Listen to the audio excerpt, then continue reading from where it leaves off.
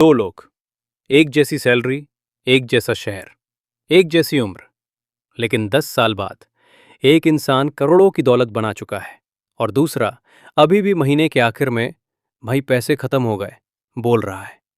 फर्क सिर्फ किस्मत का नहीं था, फर्क था एक फैसले का।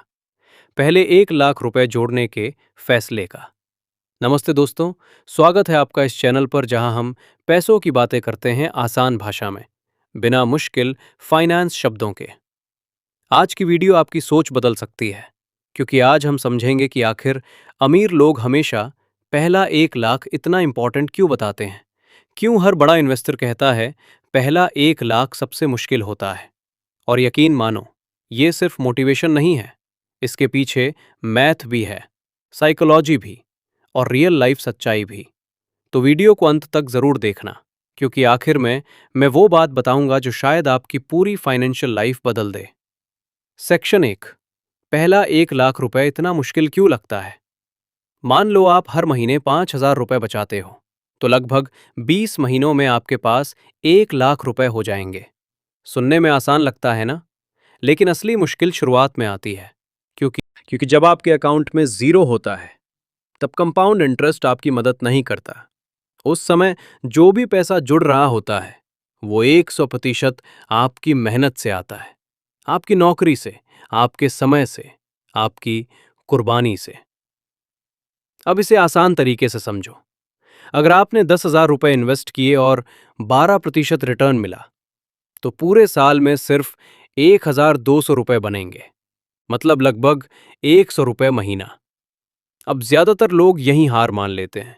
उन्हें लगता है इतने छोटे पैसे से क्या होगा। लेकिन रुकिए, यहीं लोग सबसे बड़ी गलती करते हैं। क्योंकि जब वही 10,000 रुपए बढ़कर 1 लाख रुपए बन जाते हैं, तो वही 12% आपको 12,000 रुपए सालाना देने लगते हैं। और जब 10 लाख रुपए हो जाते हैं, तो वही पैसा हर साल 1,20,000 रुपए तक कमा सकता है। यानी बिना कुछ किए 10,000 रुपए हर महीने। यही है कंपाउंडिंग की असली ताकत।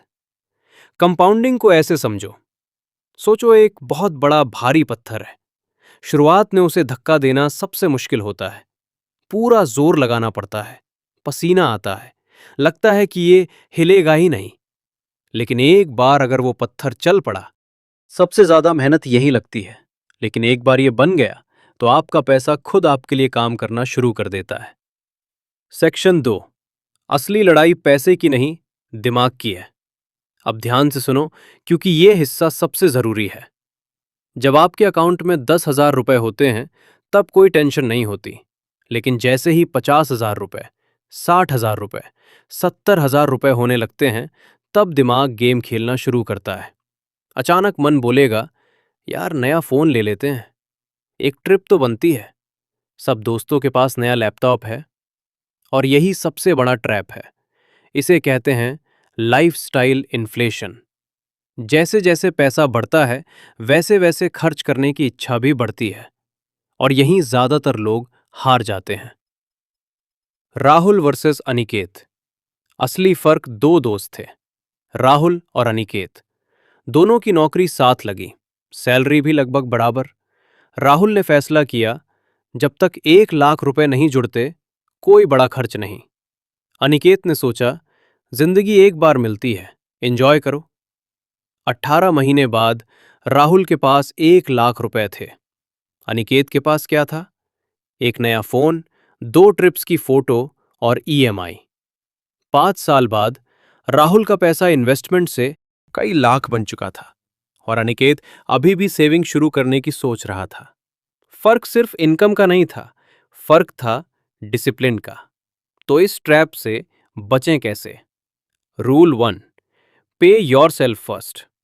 सैलरी आते ही पहले सेविंग निकालो, बाकी पैसों में जिंदगी चलाओ। रूल 2, गोल क्लियर रखो। बस ये मत बोलो पैसे बचाने हैं, बोलो मुझे दिसंबर 2026 तक 1 लाख रुपए चाहिए।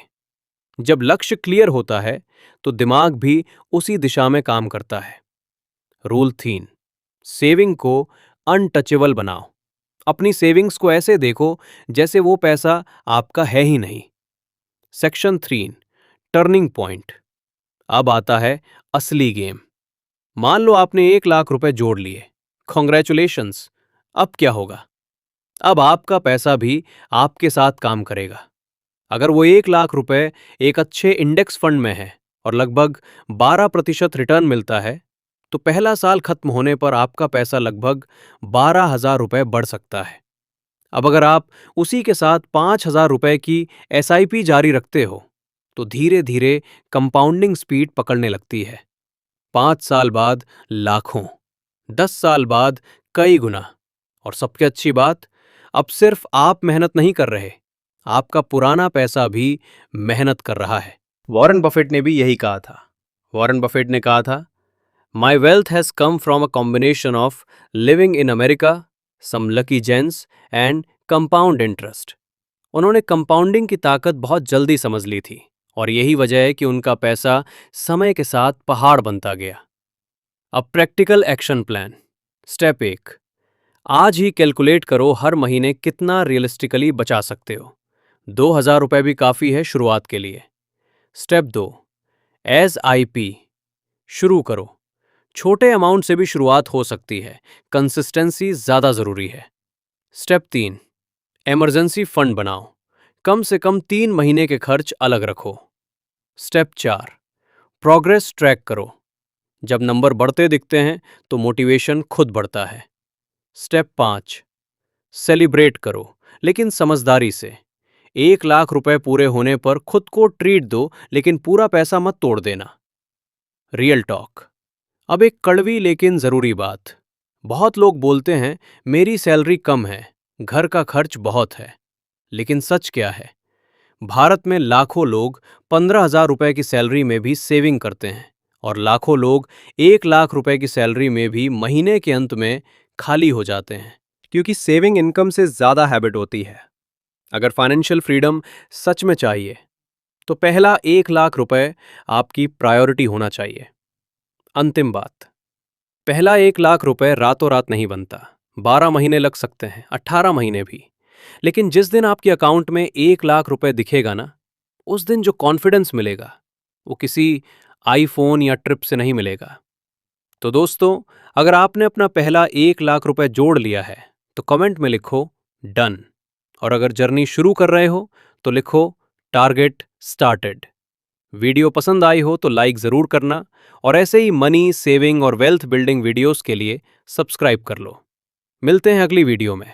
तब तक बचाते रहो, बढ़ते रहो।